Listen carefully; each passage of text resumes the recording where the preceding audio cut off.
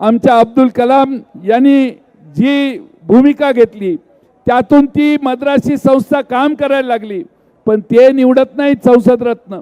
संसद रत्न निवडतात देशाच्या भारत सरकारमधल्या संसदीय कार्य खात्याचे मंत्री आणि काही प्रमुख संसदेतली लोक बसून संसद रत्न निवडतात.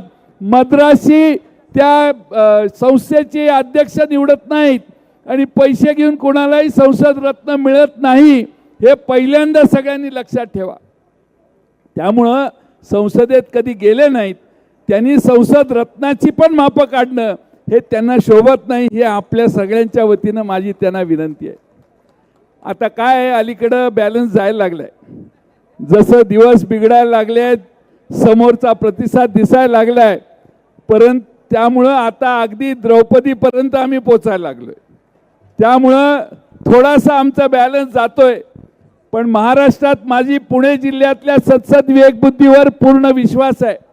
सुप्रियाताईंनी ठामपणाने लोकसभेत काम केलंय पण या संघर्षात वडिलांच्या बरोबर ठामपणाने सुप्रियाताई उभ्या राहिल्या. उभ्या महाराष्ट्राला आणि देशाला त्यांचं कौतुक आहे. सुप्रियाताईंनी जो बाणेदारपणा दाखवला, सुप्रियाताईंनी जी स्पष्टपणाने आपली भूमिका मांडली, सुप्रियाताईंनी जेवढं कर्तव्य होतं तेवढं केल्यानंतर ज्यावेळी युद्ध तयार झालं त्यावेळी सुप्रियाताई रणांगणात ज्यावेळी फिरायला लागल्या आणि उमेदवार म्हणून आपल्या सर्वांच्या समोर आल्या त्यावेळी सगळ्या बारामती लोकसभा मतदारसंघामध्ये सामान्य माणसं आज सुप्रियाताई आणि पवार साहेबांच्या मागे झुकलेली आहेत. हे आमचा सगळ्यांचा अनुभव आहे. त्यामुळे आज 3 अर्ज भरलेले आहेत. हे विजयी अर्ज आहेत. हे तिन्ही आमचे खासदार लोकसभेत जाणार ही माझ्या मनात शंका नाही. बरीच भाषणं होणार आहेत, बोलण्यासारखं नाही काय. आपण तिन्ही खासदारांनी संधी दिली तर माझ्यासारखा लहान कार्यकर्ता तुमच्या प्रचाराला येऊ इच्छितो.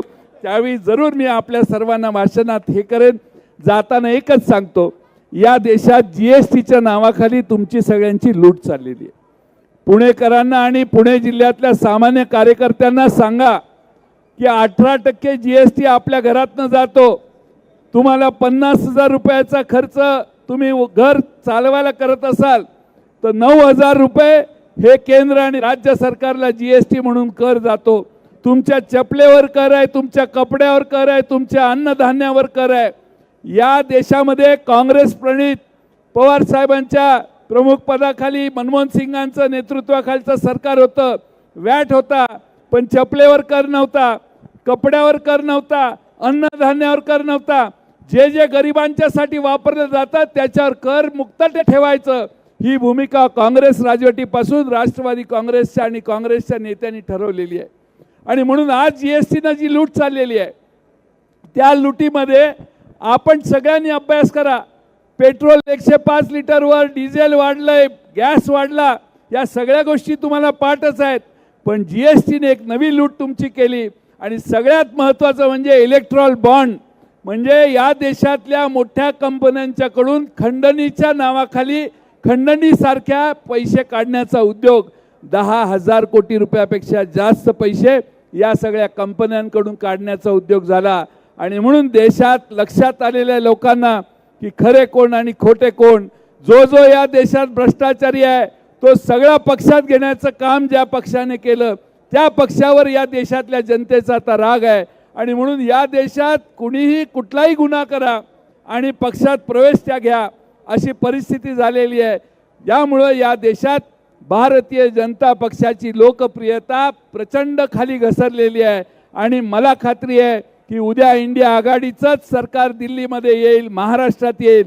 त्यासाठी तुम्हा सर्वांना पुढचे काही दिवस ताकदीनं काम करा, घराघरापर्यंत जाऊन काम करा आणि आपल्या मतदाराला समजावून सांगा की त्यांच्या खिशातनं किती पैसे जातात आणि किती मोठा खिसा कापला जातोय.